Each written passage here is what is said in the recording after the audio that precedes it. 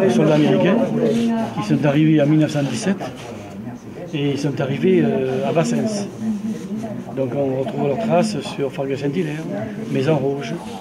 Après, ils remontent comme ça, on les retrouve sur Coutras, sur Guivres, Seine-de-Pile. Donc voilà, le barbu, comme on dit les poilus, comme on disait les poilus.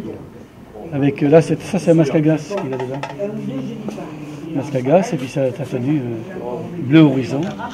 Les manifestations liées au centenaire du début de la Grande Guerre se sont multipliées ces derniers temps. Le devoir de mémoire et celui de la connaissance ont généré de nombreuses expositions et reconstitutions. Bien souvent, à l'origine, les associations d'anciens combattants. Ce que l'on recherche, c'est de montrer aux jeunes ce qui a été fait et pour ne pas que ça revienne et que les jeunes comprennent la violence, ce qu'est la violence et l'éviter. L'éviter tout ça, quoi, parce que bon, on voit trop de choses, on entend trop de choses à l'heure actuelle qui sont dépassées, quoi.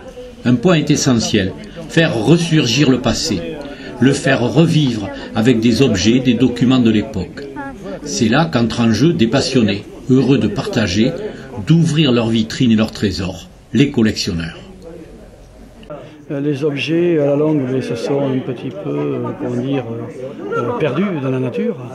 Donc, en récupérant ces objets-là, il faut dire qu'on redonne vie un petit peu à ces objets. Oui, tout à fait. Alors, vous leur donnez vie aussi? Oui. En racontant? Oui, oui, tout à fait. C'est important, ça? Oui, c'est très important. C'est très important parce que, comme je vous dis, il y en a beaucoup qui se sont perdus de ces objets-là et qui ont disparu. Hein. Donc en les récupérant comme j'ai fait, on perpétue un petit peu cette grande guerre qui est la guerre de 14-18. Hein. Mais bon, quand on a une passion, je pense qu'on l'a très très longtemps. Ça ne s'arrête pas. Hein. La moindre famille française a été touchée.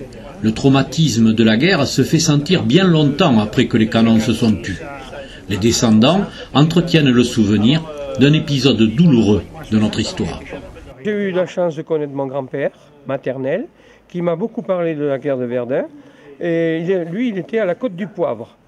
La Côte du Poivre, c'est une colline qui est juste au-devant du fort de Daumont. Et après la Côte du Poivre, il y a le Bois des Corps. Et le Bois des Corps, pour la petite histoire, c'est là où le colonel Drian commandait le front au Bois des Corps. Et il s'est fait tuer lui, le 22 février 1916. Vous êtes devenu incollable sur ce coin? Tout à fait. Ça fait la 4e fois que je monte à Verdun et je n'ai pas tout vu et je voudrais tout voir en peu de temps. Alors, vous faites ça pourquoi exactement? Pour votre mémoire, mais pas seulement, si? Non, je fais ça parce que, bon, premièrement parce que je suis un passionné de ça. Puis j'apprends aussi, quand les écoles passent, voir une exposition, je leur explique cette grande guerre, pourquoi elle a eu lieu d'abord. Parce que les Allemands ont voulu s'étendre. Ils ont voulu s'étendre en envahissant la Belgique. Et en voulant annexer la Belgique, le Luxembourg et tout le nord de la France, parce que qu'est-ce qu'ils envisageaient, les Allemands? C'est de nous prendre les mines de charbon et d'acier, quoi, les mines de fer. Toute une histoire d'argent. C'était une histoire d'argent. Ça n'a pas beaucoup changé? Eh bien, ça n'a pas beaucoup changé, non.